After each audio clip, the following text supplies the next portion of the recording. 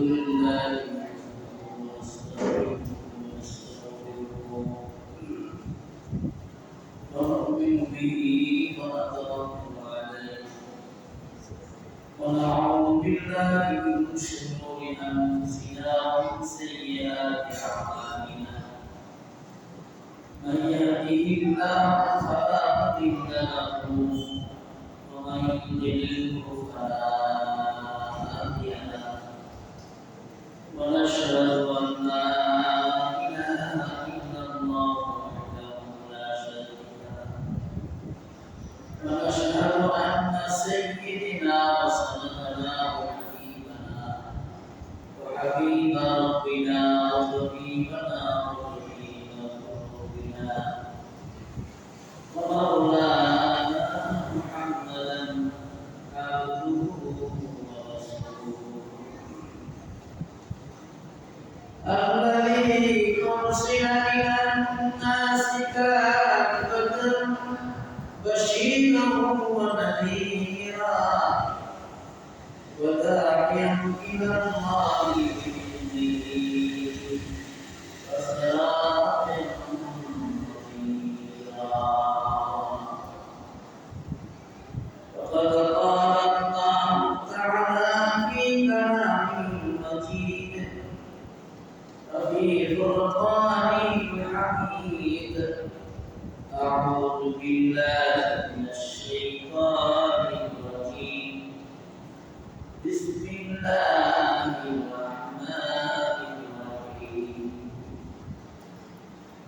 وقضى ربك ألا تعبدوا إلا إياه وبالوالدين إحسانا إما يبلغن عندك الكبر أحدهما أو كلاهما فلا تقل لهما أف ولا تنهرهما وقل لهما قولا كريما واخفض لهما جناح الذل من الرحمة وقل رب ارحمهما كما ربياني صغيرا بارك الله لنا ولكم في القرآن العظيم وقال النبي عليه الصلاة والسلام رضا ربي في رضا الوالدين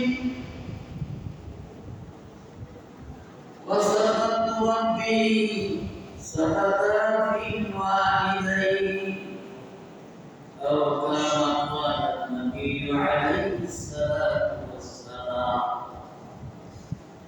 اللهم صل على محمد وعلى آل محمد كما صليت على إبراهيم وعلى آل إبراهيم إنك حميد مجيد إن الله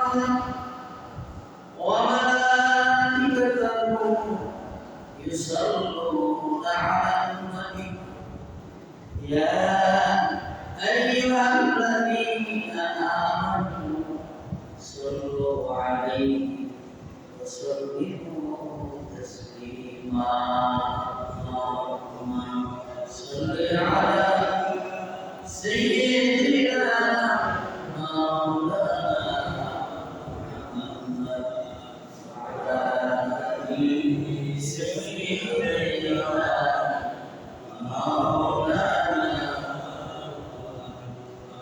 اللهم صل على سيدنا مولانا محمد وعلى آله سيدنا مولانا كنت فيها المجاهد مرنا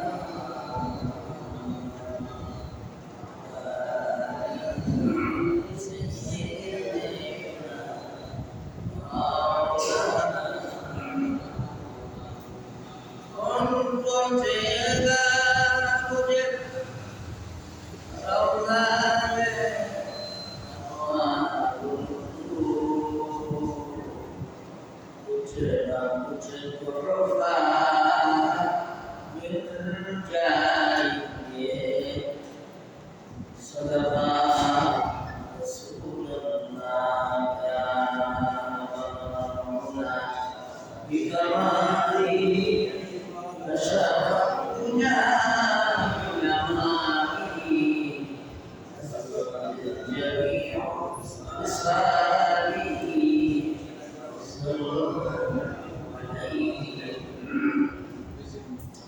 يا رب مسلم को जिंदा तमन्ना दे जो दिल में बर्बाद और हमें कमाली शशरत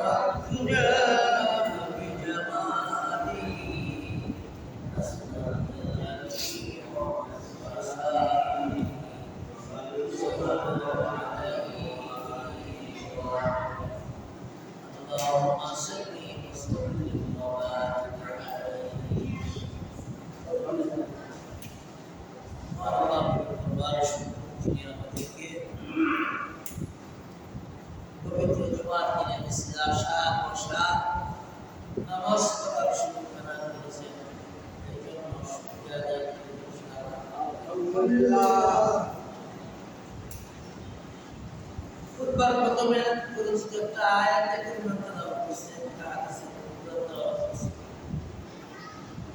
সবার সম্পূর্ণ মনোযোগ সহকারে শোনার চেষ্টা করি।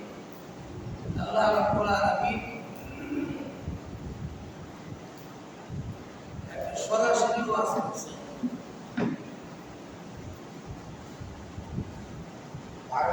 ওয়াজটা কি?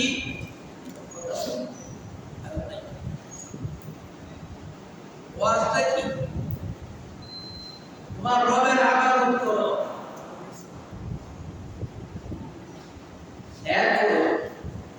তোমার পিতা মাতার হক আদায় করো, তার জন্য দোয়া, তার সান্নিধ্যের সদ্ব্যবহার,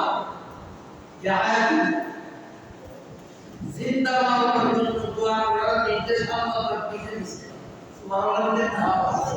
আমরা মরার পর দোয়া করি, এটা তো দোয়া খুব দূরে কাজে লাগবে, ওইটা সুবিধা নেই। অনুমিত শুনি আল্লাহ রাব্বুল আলামিন বলেন, তুমি তোমার রবের হুকুম আদায় করো, ইবাদত করো। আল্লাহ তাআলা তোমার রব একমাত্র তোমার থেকে ইবাদত করার যোগ্য। সুবহানাল্লাহ। যিনি আল্লাহ, তিনি স্রষ্টা, তিনটা গুণের অধিকারী। এক নম্বর হলো উনি স্রষ্টা, উনি পুরো কায়নাত সৃষ্টি করেছেন। দ্বিতীয় হলো ইবাদত কার জন্য করবে? ওই আল্লাহ যিনি স্রষ্টা, যিনি সৃষ্টি করেছেন পুরো কায়নাত। তিন নম্বর হলো যিনি মালিক, বিশ্বের ব্রহ্মাণ্ডের মালিক। এই তিন গুণ যা করতে পারবে তিনি হলেন আল্লাহ। ওনার দুটি পায়ে সেজদা দেওয়ার জন্য আল্লাহ বলেন, আমার হুকুম তুমি মানবে, এছাড়া তাকে দেখো কি গুণের অধিকারী কে আছে। তোমরা যা কিছু করতেছো, গাছের পূজা, মাছের পূজা, মানুষ পূজা, তোমাদের মতরা, তোমরা যে পাথরের মধ্যে গিয়ে সেজদা করো,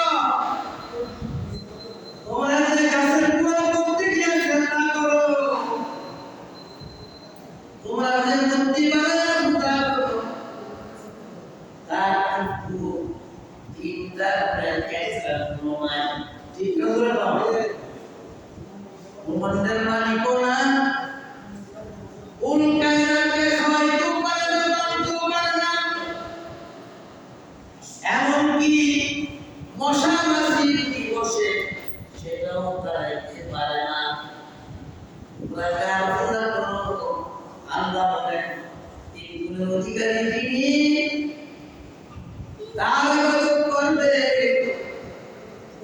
মুফাসসিরিনে কিরাম লেখেন 3 গুণের অধিকারী হবে আল্লাহ। এই জন্য আল্লাহ বলেন আমি কুল কায়নাতকে পানি খাওয়া এবং কুল কায়নাতের পানি আমি সব কিছু বানাইছি। এরপর আল্লাহ বলেন ওয়া বিল ওয়ালিদাইনি ইহসানা, আমি কুল কায়নাত বানাইয়া তোমাদেরকে দুনিয়াতে প্রেরণ করেছি। তার মাধ্যমে হবে তোমাদের মা এবং তোমাদের বাবা, জন্মদাতা মা এবং জন্মদাতা বাবা। আল্লাহ বলেন আমার হুকুমের পরের স্থানটা আমি তোমাদেরকে জানাই না তোমার মা বাবা। সুতরাং তোমাদের মা বাপ বয়োজ্যেষ্ঠ হইলে তার সঙ্গে সৎ ব্যবহার করা, এটা আল্লাহ পাকের নির্দেশ। কার নির্দেশ? আল্লাহ পাকের নির্দেশ। মনোযোগ দাসী নামাজ পড়ি, রোজা রাখি, সব কিছু করি,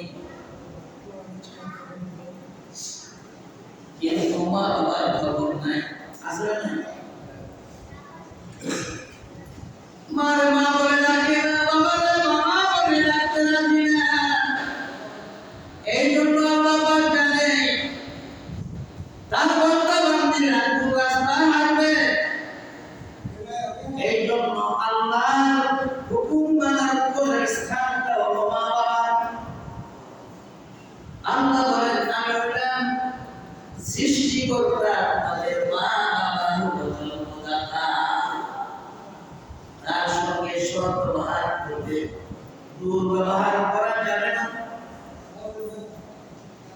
আস্তে আস্তে কথা বলবে, জোরে নয়। মনোযোগ দাসী আপনি যদি আপনার বাবার সঙ্গে মার সঙ্গে দুর্ব্যবহার করেন, আল্লাহ বরদাস্ত করবে না। যদিও আপনার মা আপনার বাবা আপনাকে কিছু বলে না বিভিন্ন কারণে, ঠিক এগুলো বিভিন্ন প্রেক্ষাপটে কোনো কিছু বলে না, বলতে পারে না, বলবেও না। কোনো মা বাবা সন্তানের কাছে কোনো চাওয়া পাওয়া নেই এবং সন্তানের কাছে কোনো কিছু চাইতে গেলে লজ্জা পায়, ঠিক এগুলো আমাদের তো ঠিক এগুলো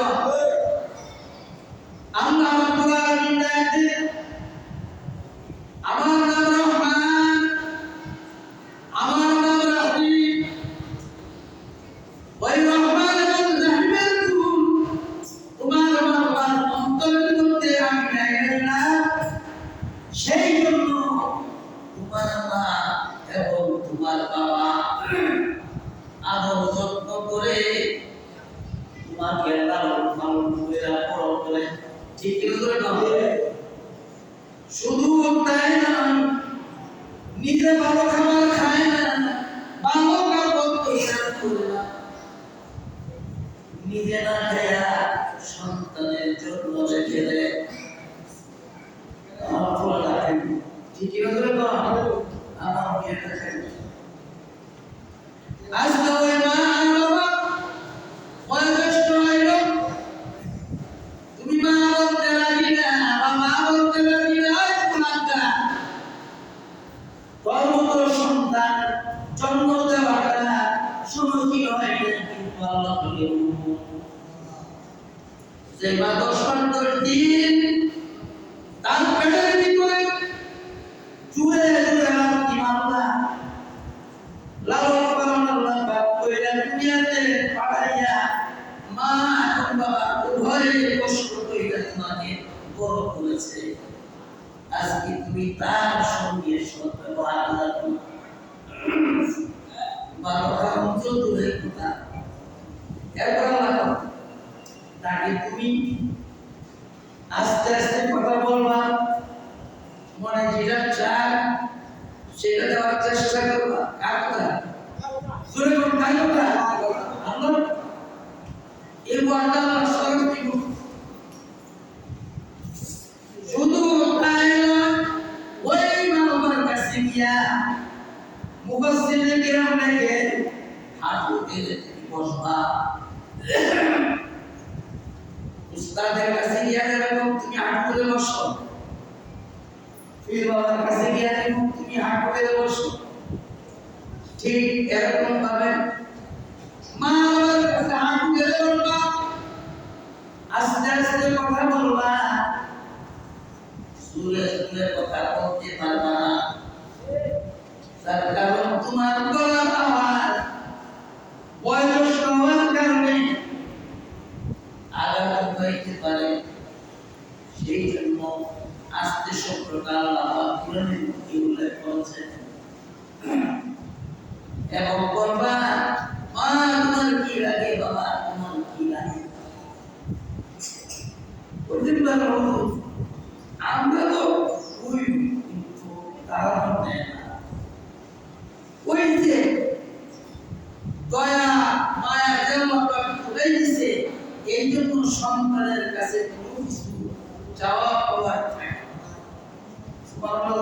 না যদি চাওয়া পাওয়া থাকতো নিজে কষ্ট করে কামাই করে বাড়ি মালিক আজ তোমাকে সেই বাড়ির মধ্যে মালিকানা দিয়েছে ঠিক হবে না জমির মালিক সে যেই বাবা তোমাকে জমির মালিকানা দিয়েছে শুধু তাই নয় এই বর্তমান আল্লাহ বয়ান করেছেন কষ্ট করে কামাই নিজে কইরা সম্পদ করার পরে ওই মা বাবার করে জন্ম নেওয়ার কারণে আল্লাহ পাক করে আমি বর্তন করে দিলাম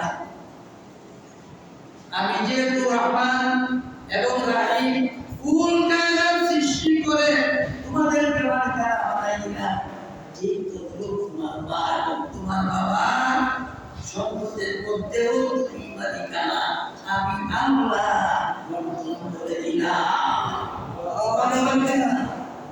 সেই মা বাবাকে কষ্ট দিলে দুঃখ দিলে আল্লাহ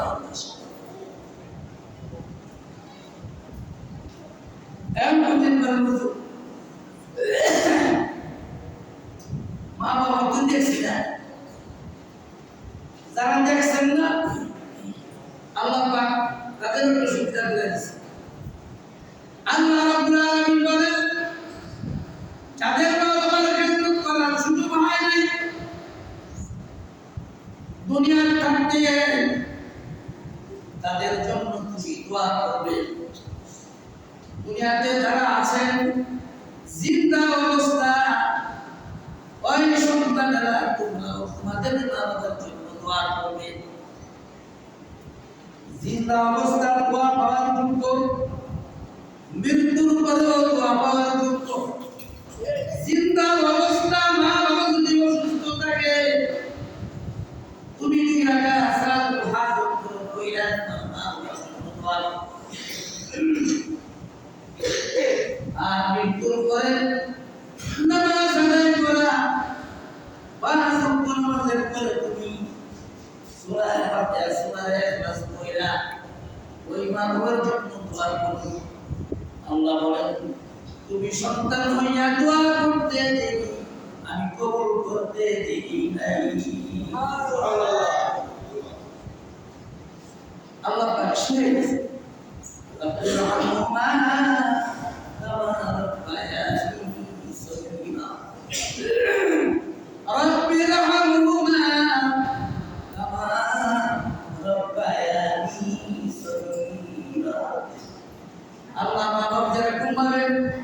শৈশবকালে ছোট্টকালে আমাকে লালন-পালন করেছেন ঠিক এইভাবে কবরের ভিতরে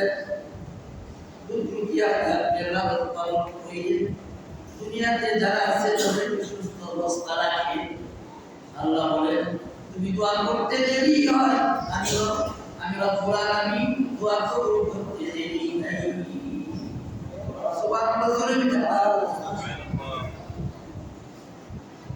অনেক সন্তান আছে মা বাবা লক্ষ লক্ষ কোটি কোটি টাকার সম্পদ দিয়ে গেছে, মা বাবা তার স্মরণ করে আছে না নাই করে কর।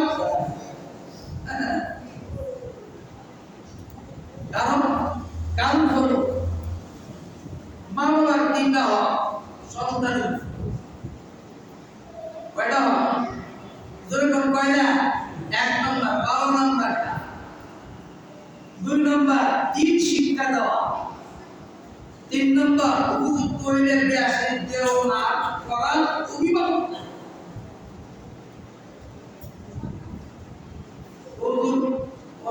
বিয়া শাদী করানো লাগে না, ঠিক অভিভাবক হিসাবে এমন আছে গার্জেন ছাড়া বিয়া শাদী দেও না করানো আছে না। সম্ভ্রান্ত পরিবার যারা গার্জেন ছাড়া দেও না করানো ওই দিন তা লাগে না। আর এই পুরোপুর মধ্যে যায় তার বিষয় সন্তান নামে আল্লাহ রাব্বুল আলামিন যে মানকার করেছেন,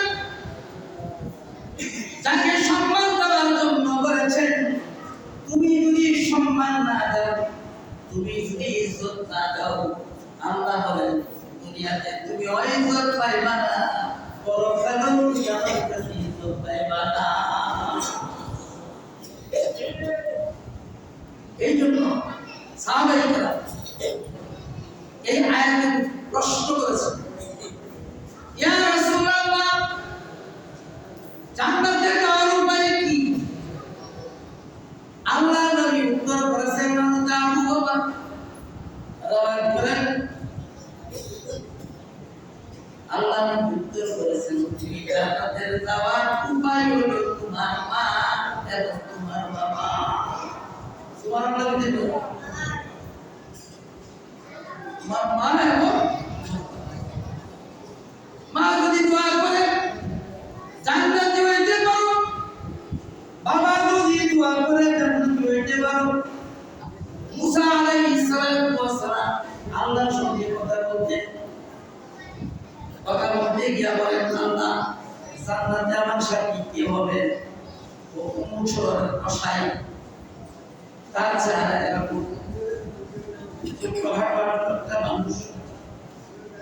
তাফসীরে বললেন ওই জায়গার মধ্যে মুসা আলাইহিস সালাম গিয়া দেখেন সে পুষ্প বিক্রি করে কসাই। নবী তো যার দিকে তাকায়া বলেন, আপনি কোন দেশের মানুষ? আমি বিদেশের মানুষ। ঠিক আছে, আজকে আপনি আমার বাড়ির মধ্যে মেহমান হবেন। সুবহানাল্লাহ বলেন না, কসাই বলে মেহমান হবে। খুব খেয়াল রাখবেন,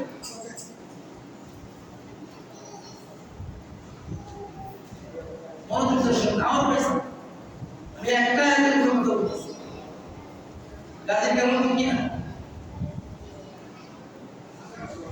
মা দোয়া কেমনে কাজে লাগে।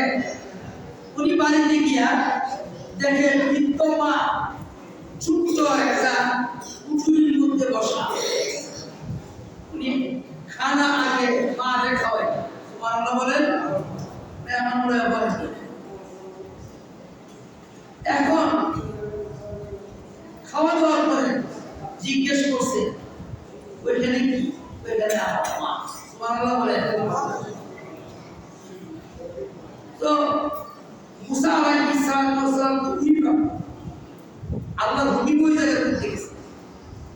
উনি তাকায়া কাছে গেছে, যাওয়ার পরে ওই বৃদ্ধ মহিলা নবী মুসার চিহ্ন হয়েছে। সুবহানাল্লাহ বলেন না, চিহ্ন সাক্ষ্য দিছে আশহাদু আল্লা ইলাহা ইল্লাল্লাহ মুসা কালিমুল্লাহ। সুবহানাল্লাহ বলেন। মুসা আলাইহিস সালাম ঈমান সাথে সাথে এখন মেহমান যিনি মেজবান যিনি বাড়ির মালিক উনি বলেন, আপনি কি জমানার নবী মুসা? তো আমার মা দুইটা দোয়া করতেন সবসময়। সুবহানাল্লাহ বলেন না, কি দোয়া? আমি আমার কাজ শেষে আমার মাকে আমি গোসল করাইয়া আমি সুন্দর করে খাওয়াই দিয়ে যাই আমার আয়সা তার খেদমত করি উনি হাত উঠায় বাবু তোমার কাছে দুইটা আরো জমানার নবী হযরত মুসা আলাইহিস সালামের সঙ্গী আমার সন্তানকে জান্নাতের ভিতরে সঙ্গী বানায় আমার খেদমত করতেছে আর মুসাকে না দেখায়া আমাকে মৃত্যু দিও না সুবহানাল্লাহ। আপনি যখন আমার মার দিকে তাকাইলেন মা কি যেন বললেন সাথে সাথে ইন্তেকাল করেছেন এতে বুঝলাম আপনি জমানার নবী হযরত মুসা আলাইহিস সালাম আর আমার মা দোয়া করেছেন জান্নাতে আপনার সঙ্গে আমি জান্নাতে প্রবেশ করব। ঈসা আলাইহিস সালাম চিৎকার দিয়ে বলেন আরে কষা আল্লাহর হুকুমে আমি এখানে আসছি তোর মার খবর আর তোর খবর মা প্রভু আমাকে দিয়েছে তোর খেদমত তোর মা দোয়া আল্লাহ এমন ভাবে কবুল করেছে আমি মুসা তোর বাড়ির মধ্যে মেহমান সুতরাং জান্নাতের সাথে তুমি হইবা আমি নিশ্চিত হইলাম তোমাকে দেখতে আসছে।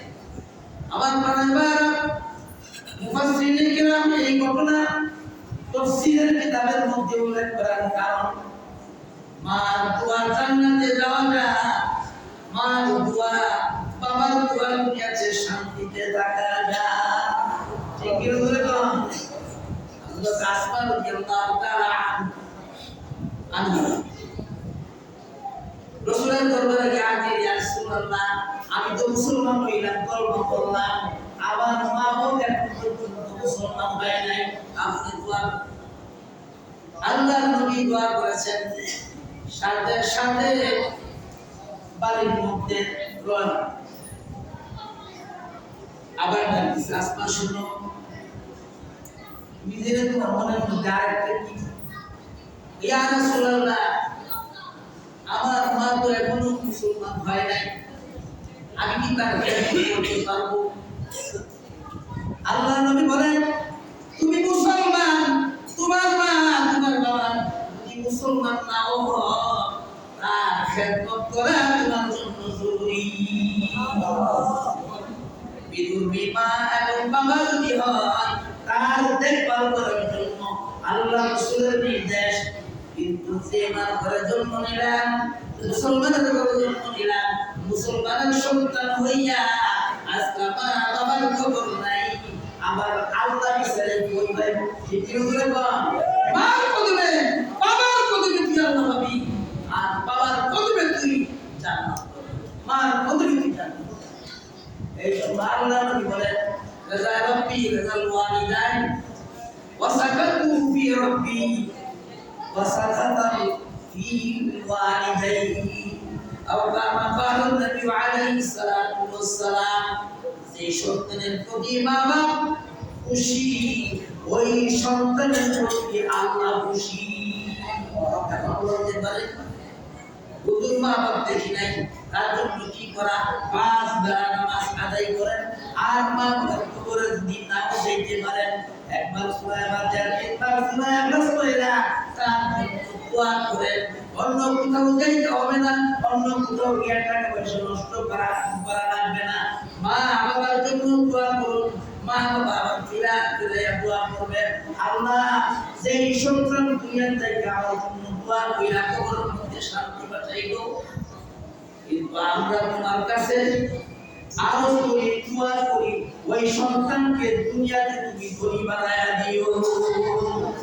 অনেক মানুষ কিনে রাখা ধনী বানায় ঠিক কি করে তো এটা কোনো গ্যারান্টি নেই আছে ধনী আছে তুমি বিশ্বাস ধনী বানাই দেব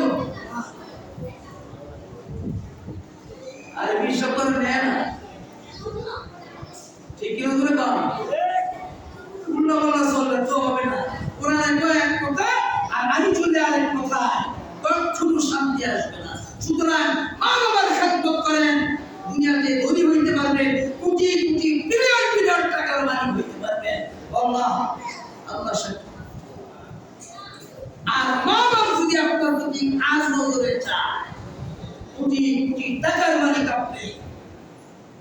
লাগতো না রাস্তার ফকির। সুতরাং খবরদার যুবক ভাইরা, মা বাবার খেদমত করো। মা বাবার কদমে কদম মুসি করো, মাথা নাও কি দিয়া। মা রে মা বলে ডাক দিও, বাবা রে বাবা বলে ডাক দিও। কি করে গো, আব্বা বলে ডাক দিলে, মা বলে ডাক দিলে ওই সন্তানকে সম্ভব উদার করে দেয়। ঠিক কি করে গো, সন্তানের কাছে কোনো মা বাপ এক টাকা পৌঁছায় চাইতেও পারে, অনুরোধ করে উল্টা পাল্টা বুঝছো না, বউ পায়া উল্টা পাল্টা বুঝছো না। তোমার লাইনে তুমি চলবা, বউর লাইনে বউ চলো, সন্তানের লাইনে সন্তান চলো। কোরআন হাদিস অনুযায়ী তুমি যদি জীবন করতে পারো তাহলে তোমার জীবনটা হবে সুন্দর, শান্তির নীড়, জান্নাতের একটা বাগান। আর তুমি যদি কোরআন হাদিসের বাইরে চলো, কিন্তু তোমার এই ঘরটা হবে জাহান্নামের একটা অংশ। সুতরাং কোরআন হাদিস মানো, এই অনুযায়ী আমল করার চেষ্টা করো, মা বাবার খেদমত করো। খেদমতে মা দরকার সুবহাসা তাকে বাসি বন্ধু আরো দেখে না। এই আয়াতের ব্যাখ্যা করেছেন আপনার, তুমি যদি দুজাহানের বাদশা হইতে চাও, দুই আলমের বাদশা হইতে চাও, দুনিয়াতে শান্তি প্রকারের মুক্তি পাইতে চাও, তাহলে মা বাবার খেদমত বেশি বেশি করে রাখো। আল্লাহ পাক আমাদের প্রত্যেককে এই আয়াতের উপরে, এই হাদিসের উপরে আমল করার তৌফিক দান করুন। শুকর বলে আমিন, আরো জোরে বলে আমিন। মা আলাইনা ইল্লাল বালাগ।